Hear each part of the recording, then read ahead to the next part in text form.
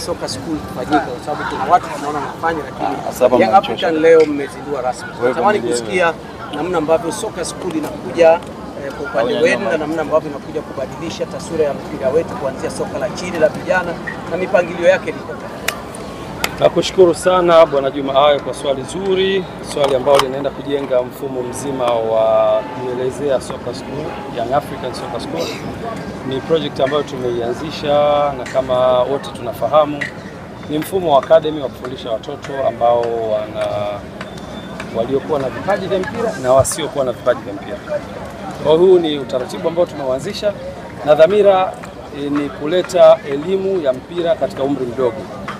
Kwa nini tunafanya hivyo? Kwa sababu kwanza tunaamini umri mdogo unaweza kushika vitu kwa wepesi zaidi kuliko umri na kufundishika kwa maana nyingine.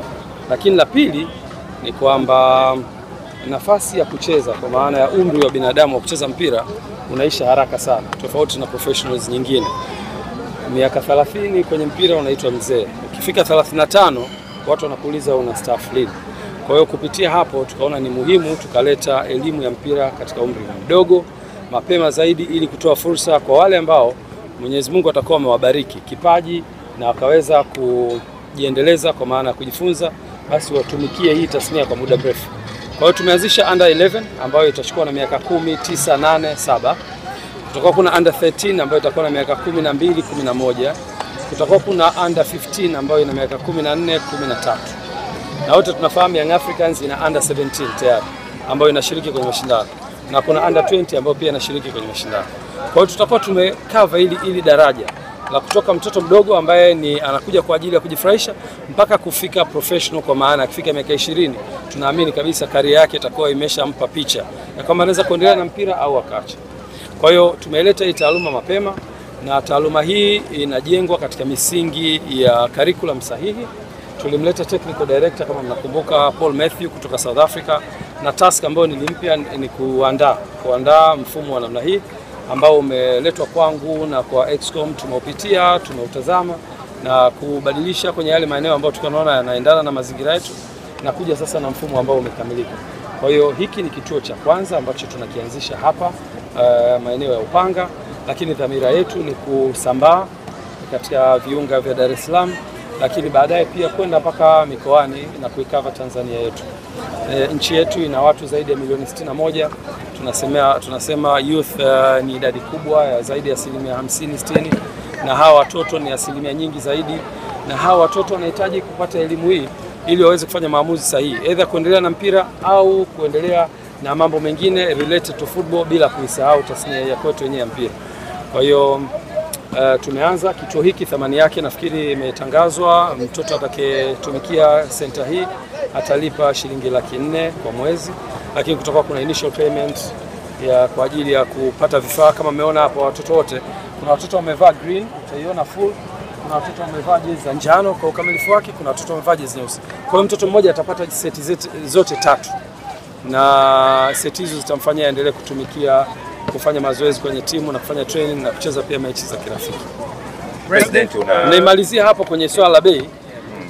Ukiishia hapo tumeshaanza kufanya registration ya wazazi na vituo vitakuwa zaidi ya hiki. Kwa hiyo kuna baadhi ya vituo vitakuwa na bei ya chini zaidi. Kuna study ambayo ilifanywa na Harvard University na inatumika pia, nimeona same model wanaitumia Aga Khan Hospital. Wana hospitali zao ambazo ukienda kama Upanga pale Aga Khan kuna bei yake ambayo iko premium kidogo, lakini wamefungua branch Masaki ambayo bei yake iko ya juu kidogo kulingana na mahitaji na wanasema economical stability ile eneo. Lakini hao Aga Khan wana branch maeneo mengine kama Tandale, maeneo kama Tandika. Ukienda kule bei zake zinakuwa chini kidogo kulingana na maisha ya watu wa huko. Kwa hiyo pia Yanga Soccer School itakwenda na huo mfumo. Kuna baadhi ya maeneo bei zetu zitakuwa chini kidogo kwa ajili ya kukidhi mahitaji ya wahusika ambao tunawahudumia na kutazama zaidi economical scale yao. Na maeneo ya juu bei yao itakuwa juu. Na watu mnajua Upanga kidogo maisha yake sio ya chini wala sio ya chini sana. Kwa hiyo ni watu kwanza middle class na kwenda juu. Kwa hiyo hapa ndio maana bei hiyo kwa hivyo. Na tunataka pia watu wapate huduma sahihi, kuleta walimu wazuri, infrastructure nzuri kama hizi, lakini pia vifaa ambavyo mnaviona hapa, watoto wakija kila mtoto atakuwa na mipira yake. Sharing itakuwa hakuna unless watakuwa wanafanya drills za pamoja. Usimamizi mzuri, mtoto wako akija atakuwa salama, hataweza kuchukuliwa na mtu mwingine. Tumeandaa utaratibu mzuri. Kwa hiyo kuna supporting staff kubwa kwa ajili ya hii miradi. Ndio maana pia tumeweka gharama ili kukidhi gharama za uendeshaji wa hivi. Na nichukue fursa hii kuwaalika wazazi wanaopenda watoto wao wajifunze mpira. Tunawakaribisha, mfumo umetangazwa, wapite kwenye social media za Yanga, lakini pia kuna physical registration ya hapa kituoni. Ukija hapa unaweza kusajiliwa, ukalipa ada, mtoto wako akapewa vifaa, immediately anaanza. Na hii sasa hivi tumeshaanza, tunatarajia kutokana na usajili tutafungua pia vituo vingi zaidi. Nashukuru. President, unaona hii sio mara ya kwanza kuwa na Pitso. Labda kwa nini Pitso ndo anakuwa anahusika sana katika mambo yenu na katika kwa nini Pitso msimani? Umeuliza swali zuri, na Pitso ni sisi tunamwita, na yeye anaitwa hivyo, the son of Africa. Ni kwanza mmoja katika makocha bora tuliowahi kuwashuhudia wanaotoka Afrika na wakaihudumia Afrika. Hakuna kocha mwenye mafanikio Mwafrika anayemzidi Pitso Mosimane. Najua nyewe ni waandishi, mnaweza kufanya research yake. Ana CAF Champions League 3 katika mikono yake, si ndivyo? Ana bronze medal 2 za Club World Cup. Huyu ni namba 1 coach in terms of success. Turnaround ya maisha yake, ukija kwenye football amecheza, mmemsikia pale, amecheza Jomo Cosmo, amecheza vilabu vikubwa South Africa, ameenda nje, amecheza national team. Amekuja kufundisha, amefundisha vilabu vikubwa Mamelodi Sundowns, na nafikiri ndio kocha pekee kutoka Afrika amewahi kufundisha, especially Sub-Sahara, kwa kufundisha Al Ahly.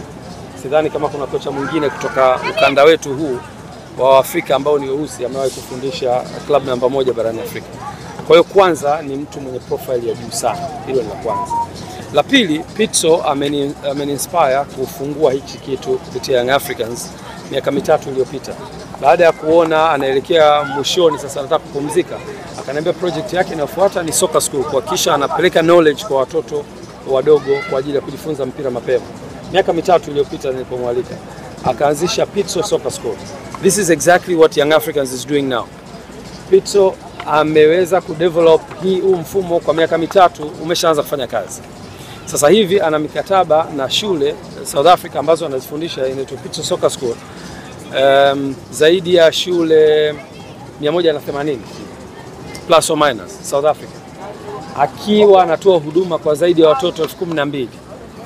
Na huwezi kuamini, ukiachilia tu hiyo kwenye kufundisha wachezaji, tumeshaanza kuona wachezaji wanasajiliwa. Kuna mtoto amesajiliwa Mamelodi Sundowns akiwa na miaka 13, anatoka kwenye Pitso Soccer School. Lakini pia hiyo South Africa amedevelop, ana zaidi ya makocha 90 sasa hivi wanaofundisha youth football.